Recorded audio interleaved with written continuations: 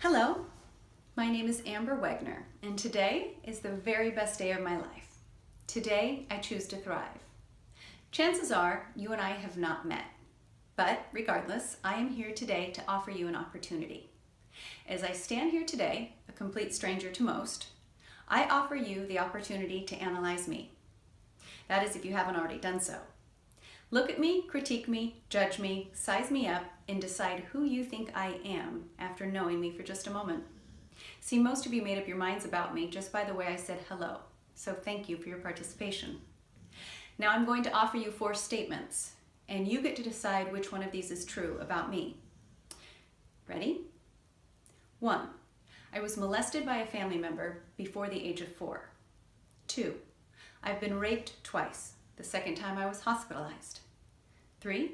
I dropped out of high school in the 10th grade, and that is as far as my formal education has gone. 4. My father was a heroin addict, and my mother has attempted suicide twice. Now, you decide which one of these is true. Answer: all of them. Now, I share these interesting facts about my life not for sympathy, but to create a space for dialogue. Any one of these statements alone were enough for me to play a small game in life. I had every perfect excuse why not to succeed. Any one of these statements alone were enough for me to just walk away. But rather than live a life of excuses, I chose to thrive. Now, I did not ask to have my innocence penetrated by a family member that was supposed to be taking care of me at a very young age. But I also didn't let that unfortunate experience define me. I knew that deep down, I was bigger than my circumstances, and that one day I would use my misfortune to inspire others that have traveled down that ugly, painful, lonely road of why me. After being raped in high school and waking up naked in a closet while the party continued on, I chalked it up to my fault. I probably asked for it. I shouldn't have drank so much. So, as I excused the animalistic behavior of a boy that took advantage of a far too common situation of a young girl too intoxicated to defend herself, I cried. What would people think of me? As it was, I was already promiscuous. So how could I call this one rape? So I didn't. I just simply quit going to school. I chose not to face or acknowledge it. I simply walked away. Rape number 2 happened yet again at a party. I was 23. I chose to drink excessive alcohol, and I chose to take recreational drugs, many of them. I did not choose to have multiple men take advantage of me so badly that my vagina ripped open so much that it bled profusely. I was not taken to the hospital that evening. Rather, I was put in a bathtub where I woke up in a cold pool of mixture of water and blood. To this day, I don't recall how I got home, but I did get up the next morning and I went to work. After my 3rd trip to the restroom, still bleeding endlessly, I passed out on the cold tile bathroom floor. It was then that I was taken to a hospital. I did not press charges because I figured I was taking drugs. Maybe I asked for it. I've seen my father high as a kite and my mother at the depths of despair.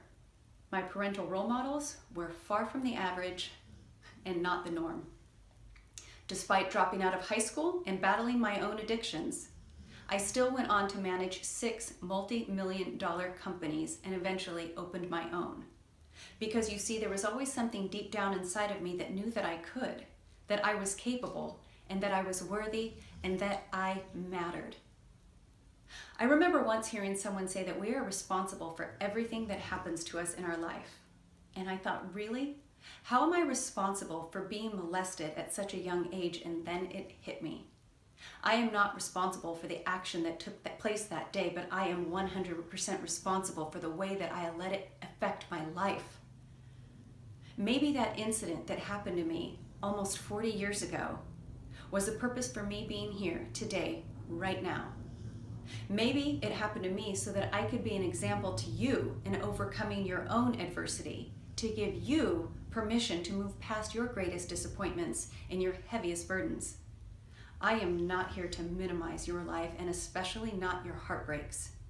I am here to invite you to not let any of your incredibly unique life pass you by, especially the most painful ones. Do not let the poor decisions of others stop you from achieving your goals. More importantly, do not let the poor decisions of your younger self define who you have the right to be today. So as I close, take a look around you. Have compassion for the people in your world. We are not perfect, but we are whole. Some of us are broken, but we are worth repair. I invite you to have compassion for what you don't know about the people around you. Smile at your fellow person as they walk by. I encourage you to strike up a conversation with a complete stranger. You know, everybody has a story. What's yours?